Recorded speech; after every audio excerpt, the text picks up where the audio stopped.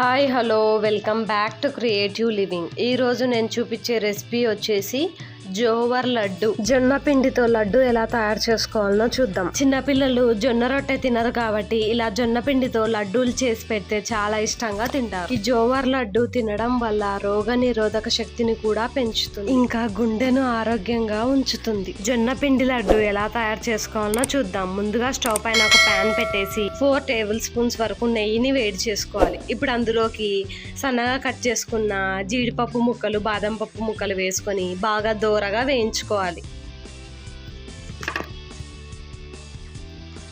ఇలా వీటిని దోరగా వేయించుకున్న తర్వాత ఇప్పుడు ఇందులోకి 1 కప్పు వరకు జొన్న పిండిని వేసుకోవాలి. ఇప్పుడు ఈ జొన్న పిండిని నెయ్యిలో బాగా వేయించుకోవాలి.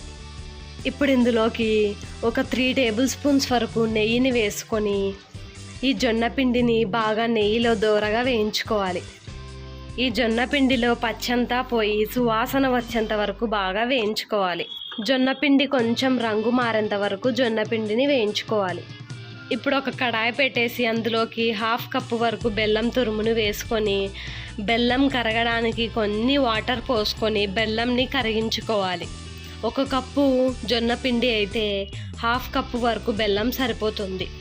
ఇప్పుడు బెల్లం కరిగేంత వరకు వెయిట్ చేయాలి. బెల్లం బాగా కరిగిన తర్వాత ఇందులోకి 1/2 టేబుల్ స్పూన్ వరకు ఇలాచీ పౌడర్ని వేసుకొని ఒకసారి బాగా కలుపుకోవాలి. ఇప్పుడు ఈ బెల్లం పాకాన్ని మనం ముందుగా నేతిలో వేయించి పెట్టుకున్న జొన్న పిండిలో వేసుకొని ఇప్పుడు బాగా కలుపుకోవాలి.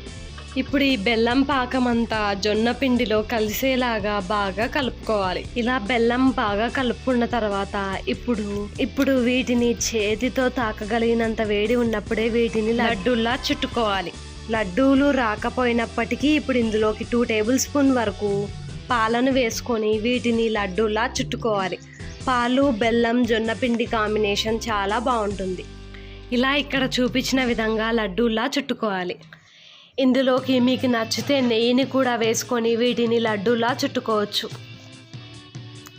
ఇలా అన్నిటినీ లడ్డూలా చుట్టుకున్న తర్వాత వీటిని ఒక ప్లేట్లోకి సర్వ్ చేసుకొని ఇప్పుడు వీటిపైన బాదం పప్పుతో గార్నిష్ చేసుకుంటే ఎంతో టేస్టీగా ఉండే జొన్న పిండి లడ్లు రెడీ అయిపోయాయి.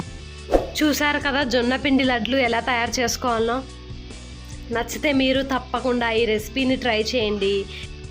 ఇలాంటి మరెన్నో క్రియేటివ్ రెసిపీస్ కోసం ఛానల్ని లైక్ చేయండి, మీ ఫ్రెండ్స్ అండ్ ఫ్యామిలీ మెంబర్స్కి షేర్ చేయండి.